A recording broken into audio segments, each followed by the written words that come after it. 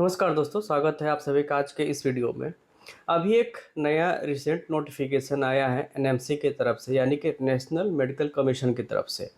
और ये अपडेट ये है कि उनकी कोशिश ये है कि जितने भी डॉक्टर हैं पूरे इंडिया में अगर प्रैक्टिस करना चाहते हैं तो उनके लिए एक सिंगल आइडेंटिफिकेशन नंबर दे दिया जाए, जिससे कि उनको बार बार जब भी वो स्टेट बदले उनको नया रजिस्ट्रेशन कराने की ज़रूरत ना पड़े। जो उनका रजिस्ट्रेशन नंबर रहेगा बिल्कुल यूनिक रहेगा और वो सेंट्रली जो है गवर्न किया जाएगा, उसको अलॉट किया जाएगा नेशनली।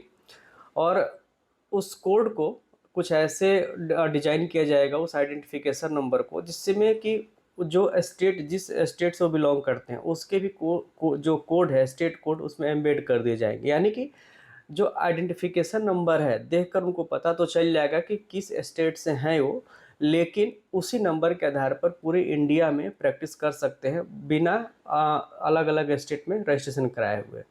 तो पूरी खबर क्या है आपको बताते हैं इस वीडियो में, तो चलिए शुरू करते हैं वीडियो। तो ये जो खबर है इसको जितने भी बड़े बड़े मीडिया के पोर्टल्स हैं सब ने इसको कवर किया हुआ है। जैसे कि पहला वाला जो है द हिंदू की खबर है। ये जो खबर है द हिंदू की है। National Medical Commission proposes single licence for doctors to practise across India. ये जो दूसरी खबर है बिजनेस स्टैंडर्ड की है, इन्होंने भी कवर किया इस खबर को। NMC proposes unique ID number for doctors to practise anywhere in India. और इस खबर को मेडिकल डायलॉग्स ने भी पब्लिश किया है। NMC proposes unique identification number for doctors licence to practise across India, disciplinary records centrally tracked. तो आपने देखा इन तीनों खबरों को। इसमें एक चीज़ और जो ऐड ऑन किया है मेडिकल डायलॉग्स ने, उन्होंने बताया है कि एक तो है कि प्रैक्टिस आप एक ही नंबर के आधार पर पूरे इंडिया में कर सकते हैं, साथ में अगर आप पे कोई लीगल कार्रवाई होती है, डिसिप्लिनरी एक्शन होता है, तो वो भी इस नंबर से आसानी से ट्रैक किया जा सकेगा कि आप जो है आपके ऊपर कौन सी कार्रवाई हुई है। तो ये जो यूनिक जो रजिस्ट्रेशन नंबर है ये जनरेट किया जाएगा जब आपका रजिस्ट्रेशन जो है उस पर्टिकुलर स्टेट में हो जाएगा। और ये जो अमेंडमेंट हुआ है ये 2026 की जो अभी नई एक्ट बनी है, licence to practice medicine amendment regulation 2026, उसमें इन प्रावधानों को रखा गया है। जो अब तक जो रूल थे under the existing rules, medical practitioners register primarily with the individual state medical councils. Without electronic synchronization with the national database, it was not possible to track the disciplinary history of doctor or the status of their practice across the country. तो अभी जो status था, जो rule थे कि जिस doctor को practice करना था वो अपने स्टेट के मेडिकल बोर्ड में रजिस्टर करता था। मान लीजिए कि किसी वजह से उस पर कोई डिसिप्लिनरी एक्शन लिया गया, तो वो जो है पता नहीं चल पाता था, जो नेशनल डेटाबेस में सिंक्रोनाइजेशन न होने की वजह से, या वो डॉक्टर जो है किन किन स्टेट में प्रैक्टिस करते हैं पता नहीं चल पाता था।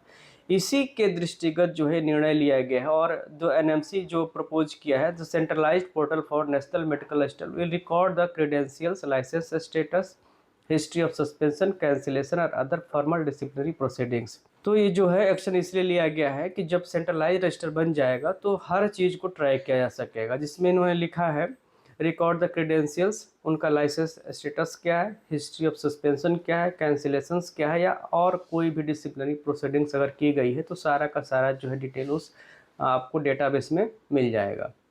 ये नंबर कैसे मिलेगा, तो इसके लिए है कि generation of unique identification number and UID shall be generated centrally by the Ethics and Medical Registration Board, National Medical Commission, and thereby grant the practitioner registration in NMR and eligibility to practice medicine in India. तो इस तरीके से आपने देखा कि जो है number generate किया जाएगा और उसको फिर डेटाबेस बनाया जाएगा। तो आयुर्वेद में भी आप देखिए, अभी जो रूल है आयुर्वेद में, अगर आपको एक स्टेट में रजिस्ट्रेशन करना है, प्रैक्टिस करना है, तो आपको उस स्टेट का रजिस्ट्रेशन करना पड़ता है। लेकिन पिछले कुछ सालों में थोड़ा सा इस व्यवस्था में परिवर्तन हुआ और एक परमानेंट और एक टेम्प्रोरी रजिस्ट्रेशन की व्यवस्था की गई है। यानी कि अगर आप दूसरे स्टेट पे प्रैक्टिस करना चाहते हैं तो कुछ समय के लिए आपको वहाँ पे टेम्प्रोरी रजिस्ट्रेशन मिल जाएगा और आप वहाँ पे टेम्प्रोरी प्रैक्टिस कर सकते हैं।